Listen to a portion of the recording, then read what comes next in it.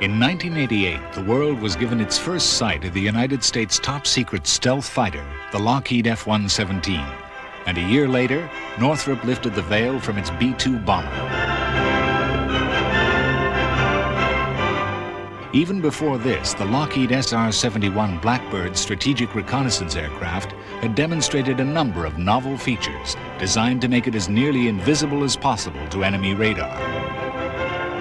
The idea of invisibility is not new, of course, and has been a popular subject in fiction for centuries. It was thus inevitable that as soon as the military possibilities of the airplane began to be seen in the early years of the 20th century, people would begin to think of ways of making this new weapon indetectable by the enemy. In fact, as early as 1912, one Austro-Hungarian officer covered his aircraft with transparent film so that at an altitude of 1,000 feet, all that could be seen were the engine and pilot, making a tiny target. But as aircraft became both larger and faster, with more engine, more crew members, and more weapons, different methods of concealing them had to be devised. At the same time, of course, other scientists were working on ways of detecting them.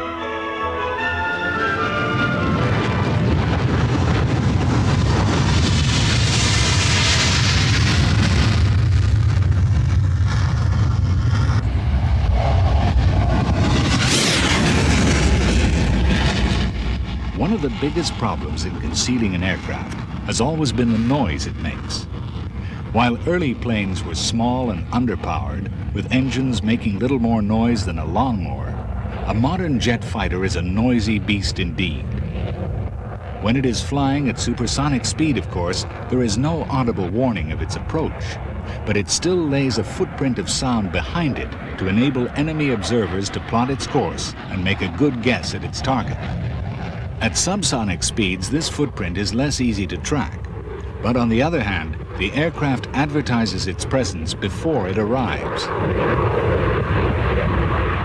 So, sound detection has been an important method of tracking enemy aircraft since the earliest days, and reducing the sound signature, an equally important aim of aircraft designers. Early aircraft were as small as they were quiet, and from a distance could easily be mistaken for birds. This is hardly true of a modern multi-engine jet, such as this United States Air Force KC-10 tanker. Painted like this, such an aircraft can be seen for miles, either from the ground or from another aircraft.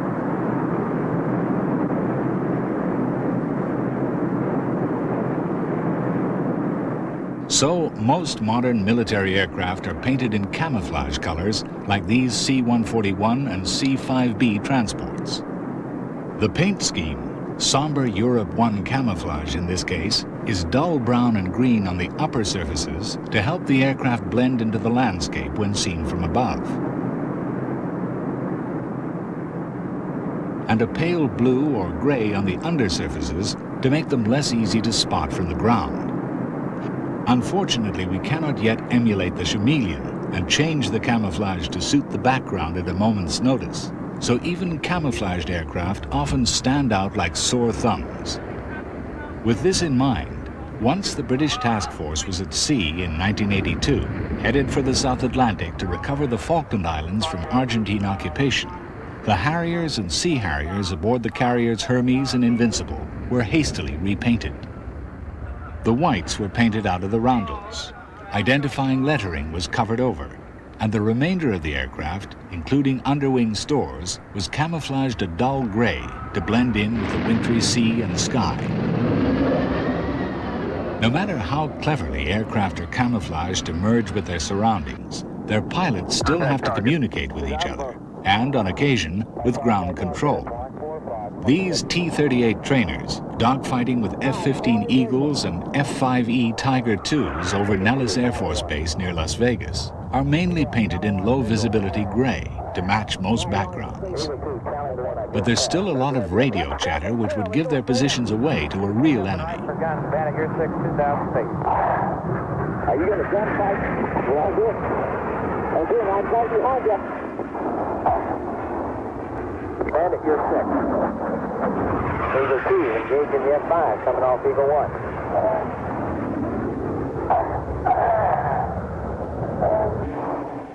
Next shot, F5, right-hand turn.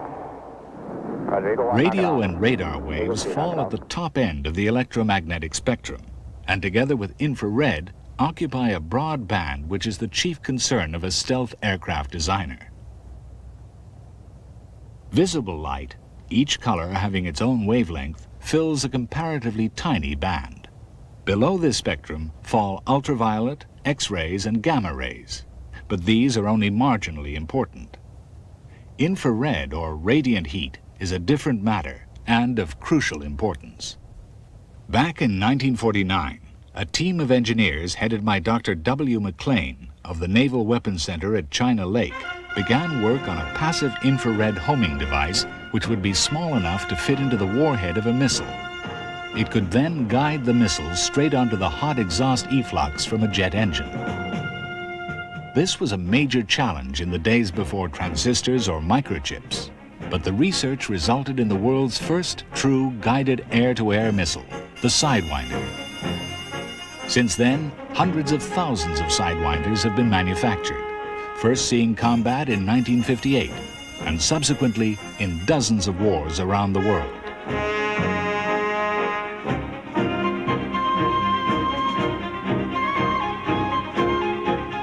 The Sidewinder, considerably improved since those early days, is still in service with many nations despite its limitations.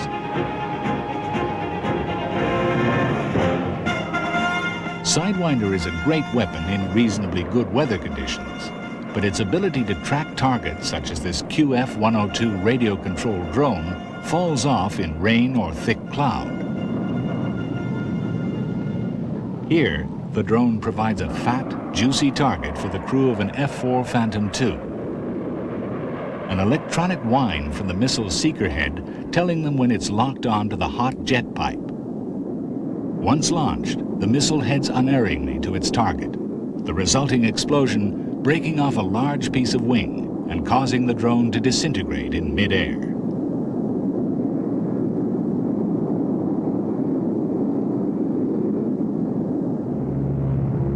During the Second World War, formations of bombers like these B-17 flying fortresses of the American 8th Air Force might number as many as 1,000 aircraft and fill the sky for a distance of 100 miles. In these circumstances, camouflage became pointless, and eventually the bombers were left in factory-fresh natural metal finish. Over the Eastern Front and elsewhere, barrage balloons helped defend cities against low-flying aircraft. While air raid sirens wailed to warn civilians to scurry for shelter, horn-shaped sound detectors would be ranging and plotting the raiders' approach. Fighters would be scrambled to intercept them, and the crews of anti-aircraft guns put on full alert. After a hesitant start, the Russian air defense groups became adept at intercepting the Junkers 88s and other bombers of Hermann Goering's vaunted Luftwaffe. By 1944, the Allies had established almost total air supremacy over Western Europe, and since the bombers had already abandoned camouflage, U.S. high-level escort fighters, such as the North American P-51D Mustang, also began appearing in natural metal finish. This saved a little bit of money for more important things and slightly enhanced performance as well. In contrast, the British Royal Air Force retained camouflage, especially since by this stage of the war, most fighters such as this Mustang were principally engaged in low-level ground attack work. Britain developed the best air defense system in the world during the war. A key element in this was the Royal Observer Corps, who used sound detectors as well as stereoscopic rangefinders to track incoming enemy aircraft, or, as in this case, V-1 flying bombs.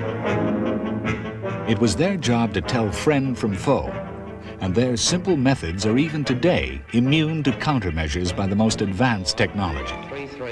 Their reports were telephoned to sector centers where plotters could maintain an up-to-the-minute picture of the situation, so that controllers could direct interceptor fighters and ground defenses. Mike 3-3, direction northwest. Anti-aircraft gun sights had their own sound detectors, later supplemented by target acquisition and tracking radars, together with rangefinders to control the fusing of the proximity shells and the aiming of the 3.7-inch or 40mm Bofors guns. 1-5. Direction northwest. Come up, left.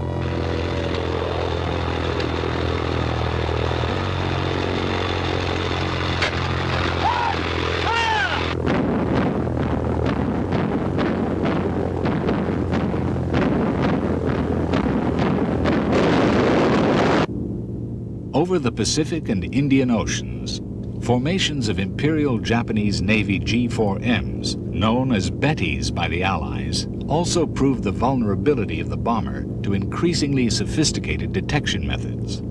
In fact, this particular aircraft was so prone to catching fire when hit that it was nicknamed the one-shot lighter. Despite the vast distances over the oceans, the bombers would often give their presence away by an incautious Morse signal over the radio. It was the same the world over. Despite setting out in their carefully applied camouflage, these Italian Cant Z-1007 three-engine bombers could all too often reveal their position by a Morse radio signal, which would alert defending fighters 100 or more miles away. These Savoia Marchetti SM-79 bombers were lucky to make it to the target area. By 1944, the air war had swung almost entirely to the Allied side, and concealment was not only unnecessary, it was virtually impossible. Massed formations of American B-17s and B-24s were escorted into action by droves of long-range Mustangs, Lightnings, and Thunderbolts, whose pilots had a field day against any Luftwaffe fighters which ventured into the air. Still, the Germans persisted in counterattacking, and the contrails from dozens of dogfights filled the skies over Germany, as they had done earlier over England during the Battle of Britain. Even this late, few aircraft were fitted with radar, although some night fighters had airborne interception sets, and the heavy bombers were fitted with contour mapping radar to identify targets at night or through cloud. Most pilots still placed more reliance on the Mark I human eyeball.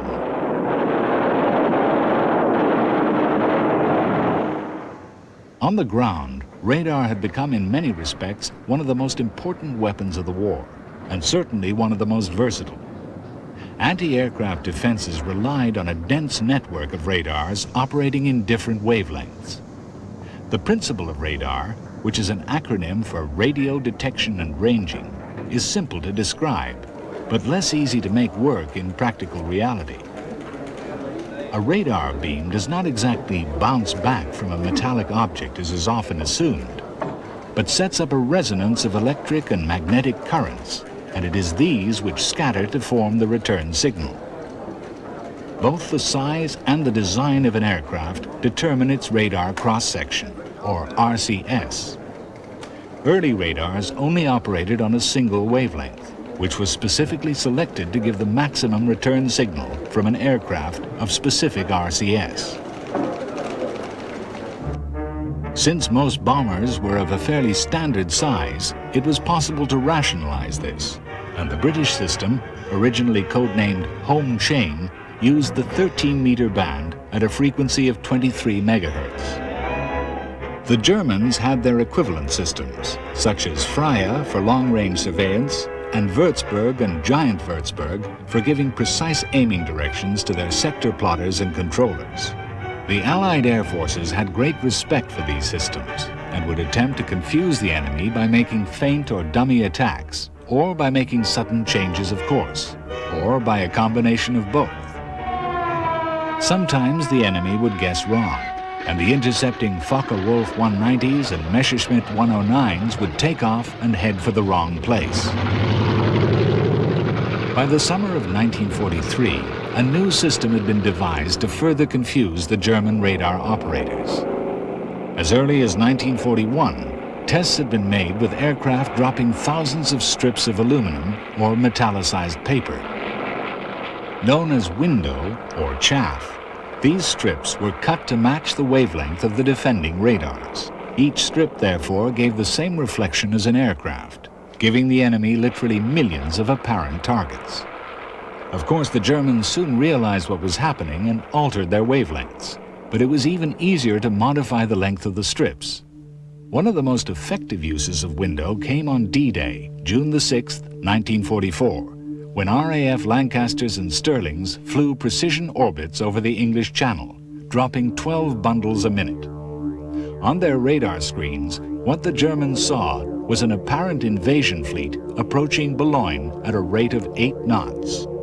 The RAF also developed a powerful airborne jamming transmitter, codenamed Mandrel. This emitted a band of radar noise to blot out the pulses from German long-range detection equipment.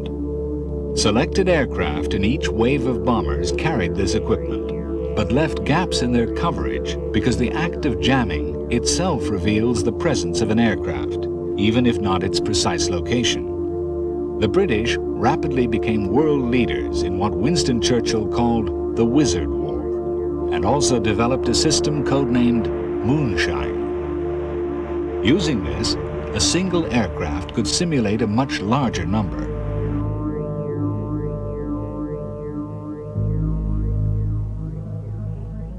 By 1943, airborne interception radar, or AI, was well established. But a problem was encountered when the bombers dropped window, because this also confused the radar in defending fighters. To get round this, the Royal Air Force modified the excellent American SCR-720 helical scan radar. This rapidly replaced all previous airborne interception radars. It had the added virtue of being able to scan a much larger volume of airspace. Fitted with this, blunt-nosed mosquitoes emerged as the best night fighters of the entire war. Naval aircraft also acquired radar as the war progressed. Even elderly Swordfish torpedo bombers were fitted with anti-surface vessel radar, or ASV. The ASV-X, later known as Mark 11, were mounted in a radome under the forward fuselage. It became operational in 1943 and was later fitted to the Barracuda as well. Although designed principally to detect enemy shipping, especially submarines, it was also an invaluable navigation aid. Aircraft so equipped played a vital part in defeating the U-boat menace. After the Second World War, the Soviet Union was quick to develop a wide range of air defense radars. At first, they were based upon American, British, or German designs. But by the 1950s, the Russians had evolved their own technology and had an extensive network of radars to control and direct their growing fleets of jet interceptors and surface-to-air missiles, or SAMs. The PVO Air Defense Organization trained tens of thousands of conscripts to use these increasingly sophisticated radars, which were now of variable frequency to allow them to scan a wide variety of different wavelengths, making them more difficult to confuse or jam. The United States and Britain similarly developed an extensive air defense network. At the heart of this network was the Ballistic Missile Early Warning System, or BMEWS, which covered every possible approach for Soviet missiles over Europe or across the North Pole. For the moment, no one was even thinking about stealth aircraft. By the mid-1970s, the United States had developed the Airborne Warning and Control System, or AWACS, normally carried by the Boeing E-3 Sentry. Inside each E-3, 16 mission specialists, sitting at computerized radar consoles, keep a constant watch and can not only vector fighters onto a hostile target, but also direct friendly bombers and attack aircraft. The very special radar of these aircraft, with a huge 30-foot scanner inside a rotating radome, could detect and track every aerial target within a radius of about 230 miles. For decades now, Western analysts have been saying that although Russian fighters might be fast and agile, in terms of high technology, they were years behind the latest NATO aircraft. It therefore came as a huge shock when observers were able to examine the MiG-29 at close quarters when it made its debut at Farnborough. Here was an aircraft which not only had a superb look-down, shoot-down pulse Doppler radar, but also a goldfish bowl infrared search and track sensor in the nose, a laser gun ranger, and a helmet-mounted sight. The last three features are all absent on such Western fighters as the F-15 Eagle, F-16 Fighting Falcon, and Tornado. An even bigger and more sensitive passive infrared sensor is mounted on the fabulous Sukhoi 27. Using this device, a Soviet pilot can switch off his radar, making him more difficult to detect, and home in on hostile aircraft in fast and deadly manner. The MiG-29 and Sukhoi 27 are both examples of a new breed of silent fighters that need not betray their presence by switching on their radars. In absolute contrast, the American B-52D bomber, seen here in action carpet bombing at medium altitude over Vietnam during Linebacker 2, presented an enormous radar target, as well as emitting huge amounts of heat and noise. At the same time, their various active avionics systems broadcast an enormous variety of radar and radio waves.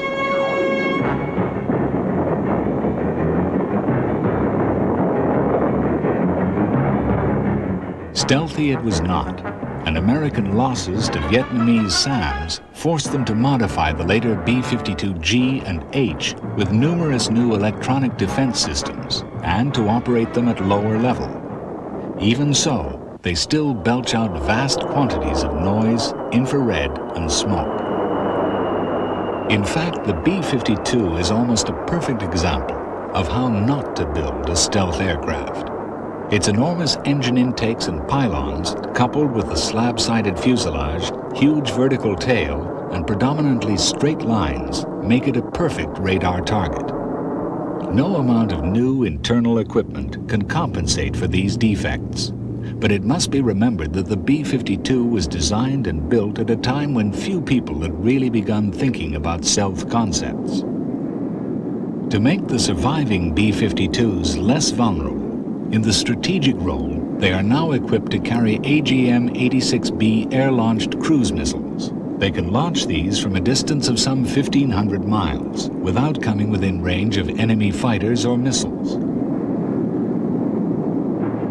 Even while the B-52 was entering service in the mid-1950s, designers were beginning work on a replacement, although it took 22 years before the Rockwell B-1A first flew. It was very much a product of 1960s thinking, with the emphasis on a high-altitude speed in excess of Mach 2. Even so, enough thought had gone into its design that its radar cross-section was only 1/10 that of the B-52. 4 prototypes were built, but President Jimmy Carter canceled the program despite the fact that the aircraft greatly exceeded its design parameters. His decision was influenced by the fact that by the late 1970s, the emphasis had switched to low-level attack, and normally at subsonic speed. Nevertheless, Rockwell continued to work on the B-1, adapting it to incorporate some features from the F-117 stealth fighter program. And when Ronald Reagan became president, he authorized the much-improved B-1B into production. Although superficially similar in appearance, the B-1B Lancer is in fact a very different airplane. It still has variable sweep wings and 4 massive General Electric afterburning turbofans, but everything possible has been done to further improve its sleekly curved fuselage.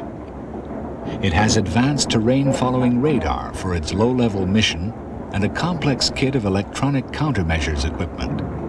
The nose radome cavity and other parts of the fuselage were modified, while the use of radar-absorbent composite materials for many components and similar skinning and seals, particularly on the wings, helped reduce the radar cross-section to 1/10 that of the B-1A, or in other words, 1/100th that of the B-52.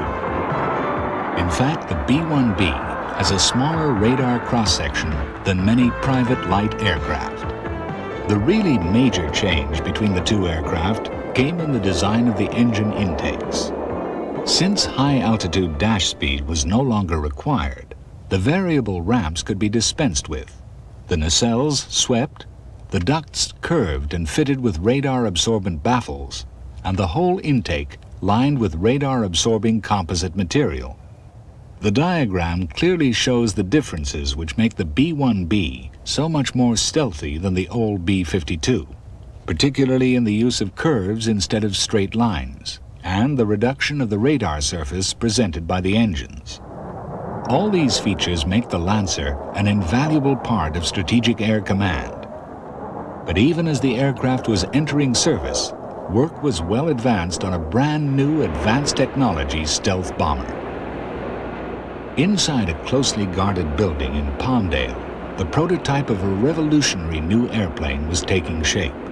All the design was done on a three-dimensional graphics computer, and all production work is controlled by computers. In fact, you could say that the Northrop B-2 was designed by computer, built by computer, and is itself a flying computer. Everything about the B-2 is designed to render it invisible to radar, from the incredible wing leading edge to the painstakingly contoured engine intakes and cockpit canopy, which are a construction engineer's nightmare. Slightly darker areas on the undersurface conceal a high-resolution Hughes LPI radar, the initials standing for low probability of intercept, and meaning that even when the terrain following and target acquisition radars are switched on, they are very difficult for an enemy to detect. Bearing a superficial resemblance to Northrop flying wing projects 40 years ago, the B-2 actually shares the same wingspan of 172 feet, but there the similarity ends. Perhaps the single most unbelievable feature is that the wing leading edge curves round to the upper surface, but ends in a razor-sharp edge from which the lower surface follows a concave curve. Any aircraft designer will tell you that an aircraft can't fly with a wing like that. But, like the bumblebee, which is too ignorant to realize it can't fly with such tiny wings, the B-2 goes ahead and flies anyway. The B-2 is powered by 4 non-afterburning General Electric F-118 turbofans, with cunningly designed non-reflective intakes above the wing leading edge, curving back to curiously flattened exhaust nozzles above the trailing edge. These emit hardly any infrared, and at cruise altitudes are also very quiet, while special fuel additives eliminate contrails. Control in flight is achieved by large split surfaces at the wingtips called drag rudders, since the aircraft has no vertical surfaces to reflect radar waves. This diagram first shows a typical mission profile for an old B-52 Stratofortress. The circles show the distances at which overlapping AWACS, surveillance, and air defense radars can detect its approach to the target. Because of the B-52's high radar cross-section and other emissions, it can be detected early and is thus very vulnerable to countermeasures. On the other hand, because the Northrop B-2 has such a low RCS, reflecting less than 0.1% of its image back to an enemy radar, it can weave its way unseen through this minefield of detectors at either high or low level. The B-2 is the world's first aircraft to be built almost entirely from radar-absorbent composite materials. And while the jagged trailing edges might look odd, they are composed of straight lines, all aligned at one of 2 fixed angles.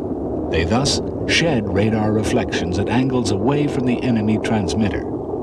The same principles are employed in all hinged doors, such as on the landing gear.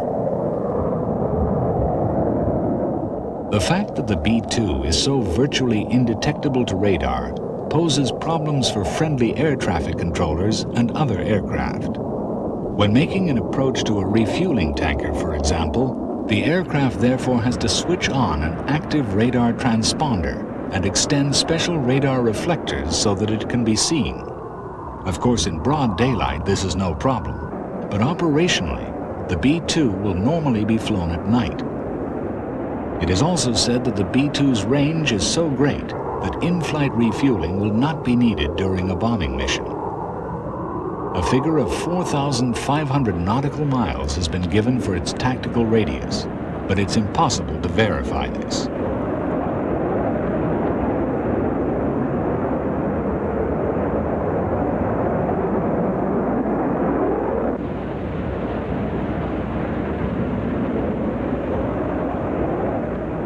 During the landing approach, the B-2's drag rudders are all extended at 45 degrees, and the auxiliary intakes also open to further increase drag and supply extra air to the engines.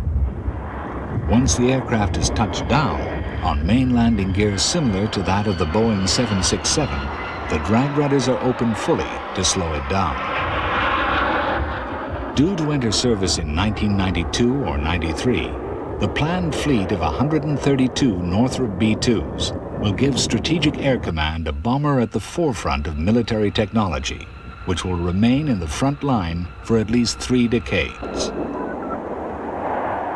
Another aircraft with a long lifespan is the fabulous Lockheed SR-71 Blackbird, which was finally retired from the front line in February 1990 after more than a quarter century of service. The Blackbird, so called because of its dull iron ball radar reflective paint finish, is to many enthusiasts the most spectacular aircraft ever to go into production. Developed from the A-12 as a strategic reconnaissance aircraft with the ability to fly at speeds in excess of Mach 3 at heights approaching 90,000 feet or 17 miles, the SR-71 is powered by 2 huge Pratt & Whitney J58 afterburning engines. These emit an enormous amount of heat, but the aircraft flies so high and fast that no missile has yet succeeded in shooting one down, despite the fact that the SR-71 has been used over many war zones. Another reason for its success is that the aircraft embodied what were, for their time, the ultimate in stealth features. The engine intakes had conical fronts, and the twin fins were canted to reduce radar reflectivity. Nothing could be done about the noise the Blackbird inevitably made, but a lot else could be achieved. In the Skunk Works factory, some of these other features become apparent. The airframe is built out of heat-resistant titanium alloy, and the sharp chine along the fuselage combines with wing and body blending to provide a relatively small radar cross-section. The leading edges of the tail fins were made with a zigzag structure which helped to reflect incoming radar waves away from the enemy transmitter. The same treatment was applied to the leading edges of the wings, and for the first time, extensive constructional use was made of radar-absorbent plastics and composite materials, although they were not load-bearing. The SR-71 has never been a stealth aircraft in the modern sense, and in fact, when it made its record-breaking transatlantic crossing to land at Farnborough in 1974, it was detected on ordinary radar at over 200 miles. But the Blackbird pioneered the way for many of the features which have emerged in different ways on the Northrop B-2 and Lockheed's own F-117 stealth fighter and attack aircraft. One of the SR-71's biggest shortcomings was the thirst of its huge engines, which meant that in-flight refueling from KC-135s was a necessity on many missions. Thus, even if the Blackbird itself had a small radar cross-section, enemy AWACS aircraft would be able to spot the tanker. For all its shortcomings in the modern aerial battlefield, the Blackbird remains to many people a striking symbol of what can be achieved if you try hard enough. Another aircraft about which much the same can be said, although it is totally different, is the Lockheed TR-1, latest variant of the large U-2 family, whose first prototype flew as long ago as 1955. Even though it predated the SR-71 by more than a decade, this aircraft is likely to remain in service for several more years, and it is interesting to look at why. Designed like the Blackbird to undertake reconnaissance missions at extremely high altitude, the U-2 family adopted a totally different approach. It only has a single engine and one pilot instead of two, and is very quiet with a low infrared signature. With an incredibly long wingspan for its size of 103 feet, it looks more like a glider than a powered airplane. Those long wings actually serve two purposes. They enable the aircraft to cruise slowly in the very thin air at extreme altitude. They also resonate in the high-frequency radio band rather than in radar frequencies. The early grace of these high-flying birds has gone with the long nose and massive underwing pods, but those house some of the most sensitive surveillance equipment possible to imagine. This includes an advanced synthetic aperture radar system, which generates pictures as perfect as those from a radar some 30 or 40 times bigger. The only problem with the TR-1 is that the flexing in those long wings means that landing is very hairy and needs a commentator in a chase car to give the pilot an exact indication of where he is in relation to the runway. In complete contrast to most of the aircraft we have seen so far, except perhaps the B-52, is the McDonnell Douglas F-4 Phantom.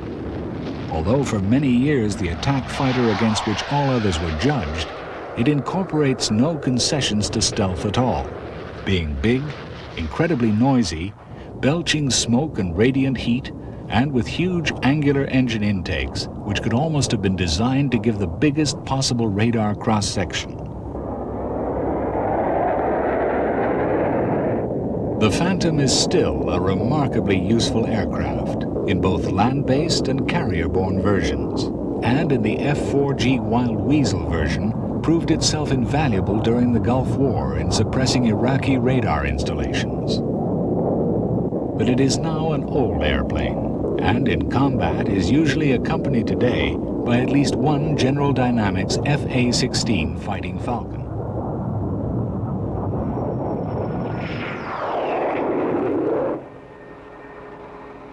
Although not itself a stealthy aircraft, the designers put some thought into making the F-16 at least partially invisible. For example, the cockpits are now coated with an extremely thin gold film, which helps reduce their radar reflectivity. Similarly, radar-absorbing material is used in the huge inlet duct for the massive afterburning turbofan engine. These features are claimed to reduce the radar cross-section by as much as 40%. Like all modern tactical combat aircraft, the F-16 could not survive against enemy heat-seeking missiles without the ability to eject flares. These brightly burning heat sources are designed to present a juicier target and lure infrared sensors away from the jet's tailpipe.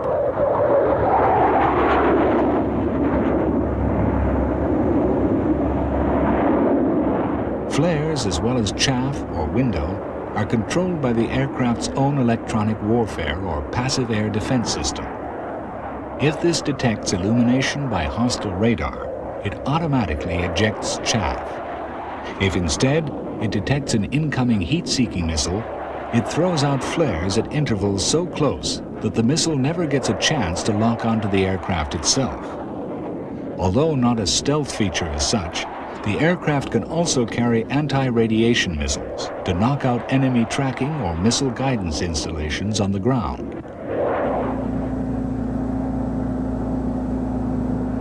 A new development which also uses speed and agility as its main defensive weapons, rather than relying upon stealth, is the experimental X-31, developed jointly by Rockwell in the United States and Messerschmitt-Bölkow-Blum in Germany. It's described as an EFM, or Enhanced Fighter Maneuverability Aircraft.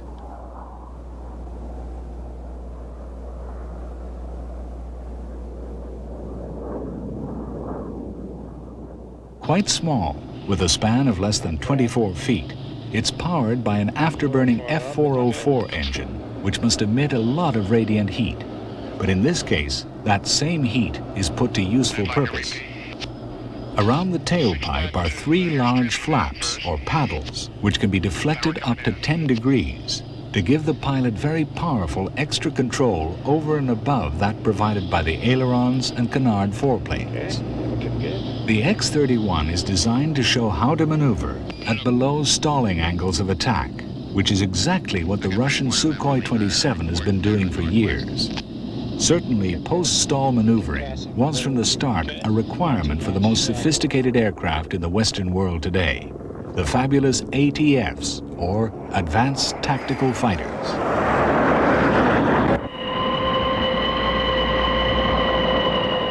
The first of these is the YF-22A, two prototypes of which have been produced by a partnership between Lockheed, General Dynamics, and Boeing. One has a pair of Pratt & Whitney F-119 engines, and the other General Electric F-120s.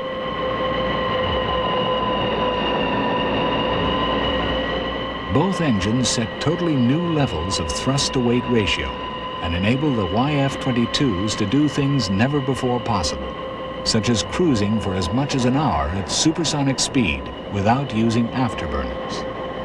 These new engines give an unprecedented radius of action and long loiter time over the battlefield.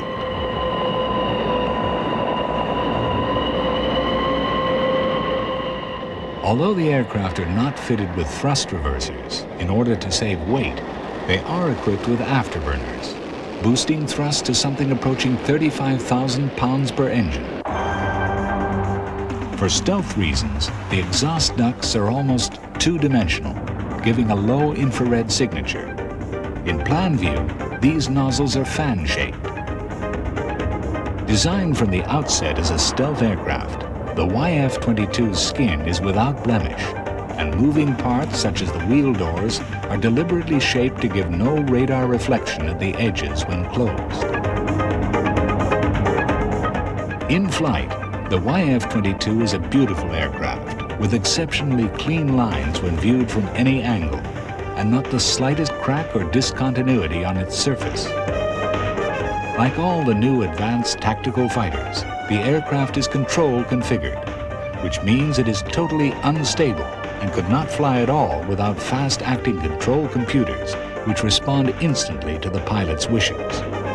These drive the leading edge flaps, outboard ailerons, inboard flaps, twin slanting rudders, and twin tailplanes inset into the very thin but sharply tapered wing.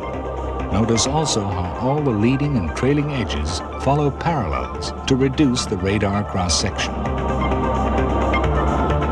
The high-mounted cockpit gives the pilot unsurpassed vision, and even its edges are specially shaped to prevent giving a radar return. Similarly, the engine intakes on either side of the diamond cross-section fuselage are designed both for perfect aerodynamic performance and to give a minimal radar cross-section.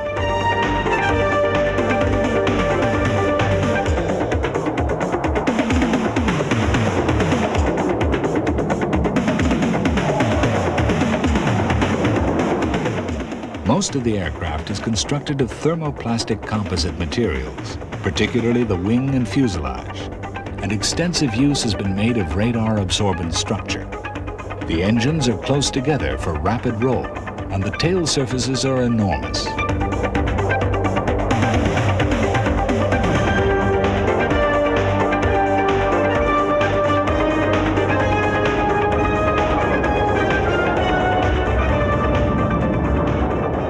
Agility is further enhanced by the relatively short overall length, which is almost identical to the 63 feet 9 inches of the F-15 chase aircraft.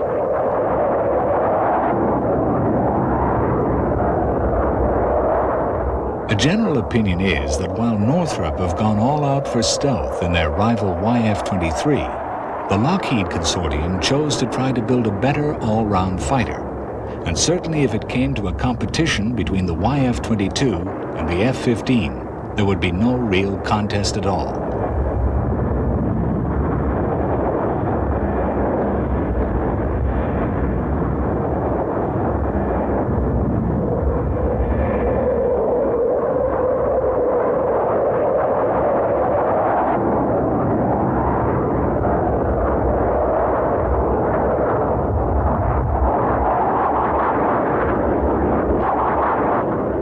Competition from the YF-23 will be an entirely different matter. Built by Northrop and McDonnell Douglas, the YF-23A is probably the more stealthy of the pair, especially from the front.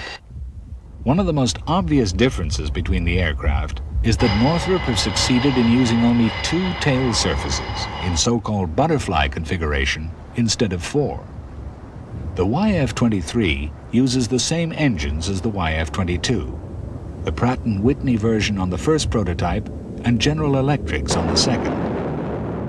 Both engines give performance like nothing seen before, especially at the light weights of the prototypes. Pulling into a vertical climb from liftoff, the 23 could carry on going upwards like a space shuttle to about 100,000 feet, the wings being really unnecessary. Both of the advanced tactical fighters shared common features, particularly in general wing shape and the use of parallel edges. In order to achieve a better stealth profile, though, Northrop have flattened the fuselage and pushed the engines apart, making the 23 some 6 feet longer than the 22, in order to keep the weight and load-carrying parameters roughly the same. The aircraft maneuvers using the 2 large tail surfaces, which Northrop call ruddervators. These can work in unison or in opposition to control pitch and yaw. This arrangement obviously gives a lower radar signature than the more conventional one on the 22. One surprise to many people is that neither aircraft has canard foreplanes, which were heavily featured in early artists' impressions. The Northrop aircraft has unique underwing engine intakes, from which ducts curve upwards and inwards to meet the engines. This system removes the problem of enemy radars seeing the front of the engines, which was one of the major defects of the old B-52 and F-4. Both aircraft have similar internal weapons bays, but the 23 can carry AIM-120 advanced medium-range air-to-air missiles in tandem with AIM-9 sidewinders because of its extra length. The 22 carries sidewinders in extra compartments along the fuselage instead. Another minor difference is that the YF-23's refueling receptacle is in the center of the fuselage, while the 22's is on the left.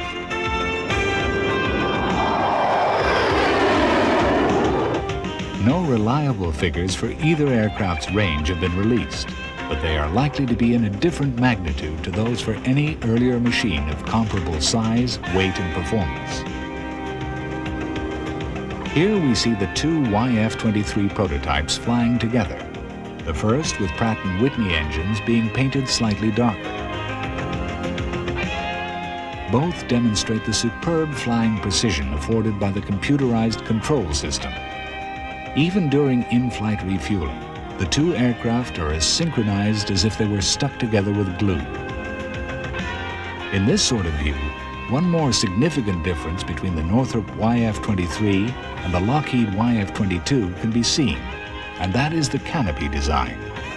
Here, the 22 is actually more stealthy because the 23 has a separate metal-framed windscreen which must be highly reflective to radar. Another interesting feature is that the 23 produces a highly visible vortex trail from one wing during hard rolls. Pilots who have flown the Northrop YF-23A describe it as one of the easiest aircraft to fly ever built, the most user-friendly in computer jargon. Indeed, it's said that all a pilot needs to be told on his first flight is the takeoff and landing speed, and the airplane will do everything else for him. But comparisons are invidious, and whether the 22 or the 23 is selected for service, either will be loved by the men who are privileged to fly them.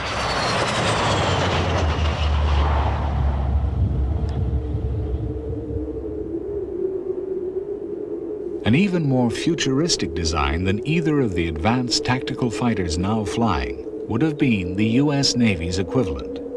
The A-12 Avenger attack aircraft was developed in even greater secrecy than the others and would have replaced the venerable A-6 Intruder in the carrier-based attack squadrons.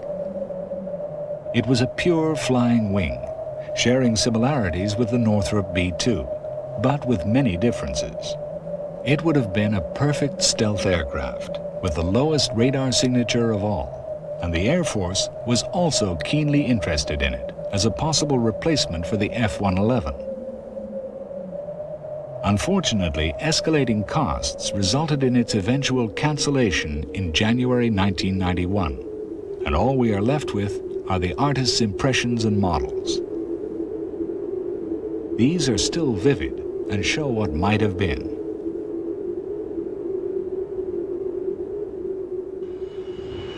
The Nighthawk is the first true stealth airplane in operational service and is actually a precision ground attack machine rather than a fighter, despite its Air Force designation of F-117. The typical military terminology which delights in obfuscation, a word meaning darkening or hiding, uses the phrase low observability in describing the Nighthawk rather than stealth, which suggests creeping around in people's backyards. But that's what stealth is all about, however you mince words. Getting into your target undetected, destroying it, and getting away again unseen. That's what the F-117 is designed to do, and demonstrated its ability to do time and time again in the Gulf War against Iraq.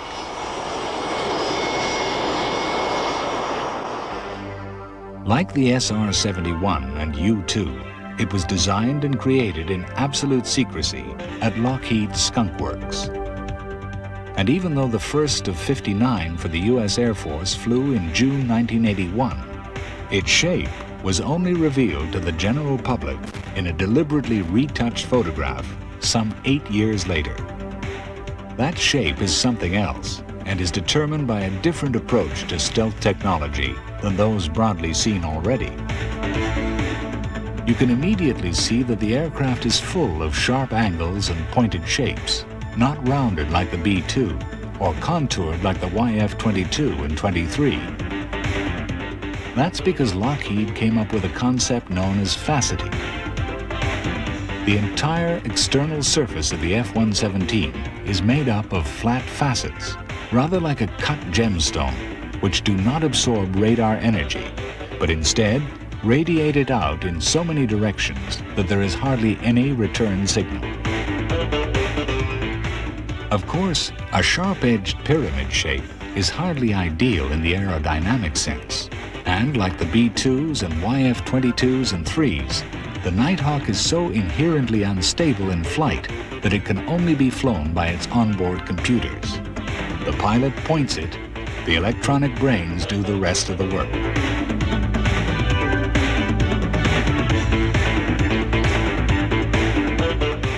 The wing profile is necessarily inefficient, and it's amazing to see the Nighthawk soar like a bird of prey, as it appears to be from so many angles.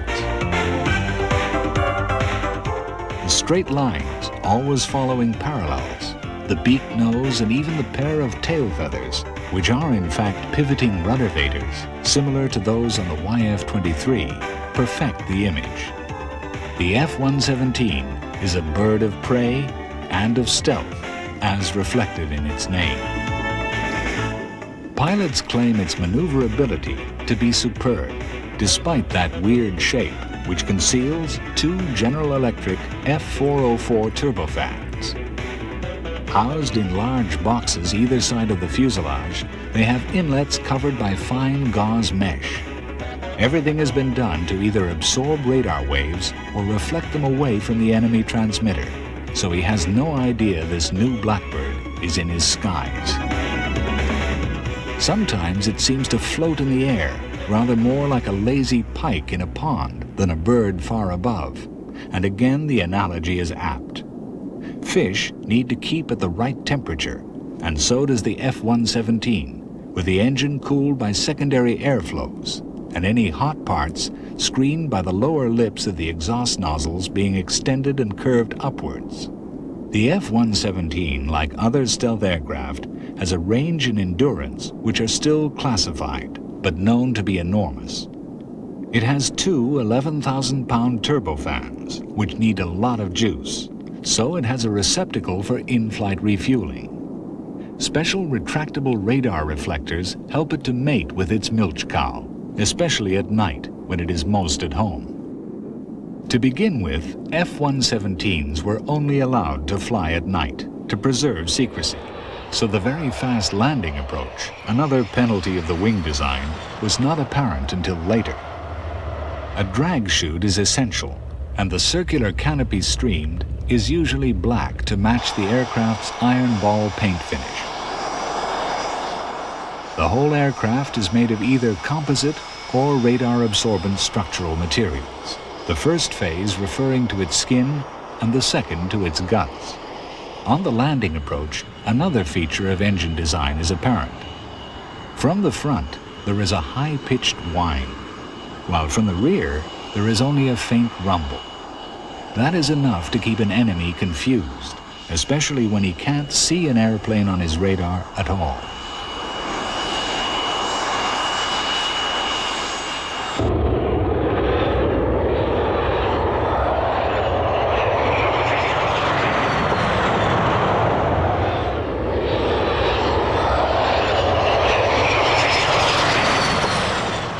F-117 Nighthawks first went into action during the Panama Crisis in December 1989, a fact only revealed after the event.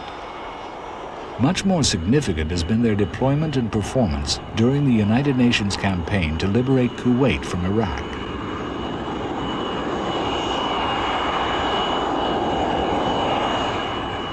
Here, F-117s demonstrated their superb capability of getting into and out of a target zone without interception by bringing back video evidence of missions against precision high-value targets.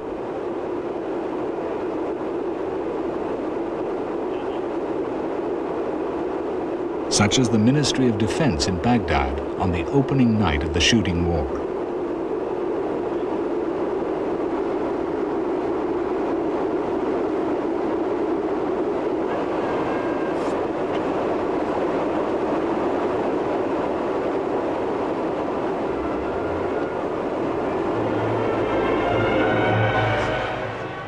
In view of the modern electronic battlefield, it may be fair to claim that only a stealthy aircraft could have been expected to do this and bring back the evidence. The sure thing is, stealth is here and here to stay.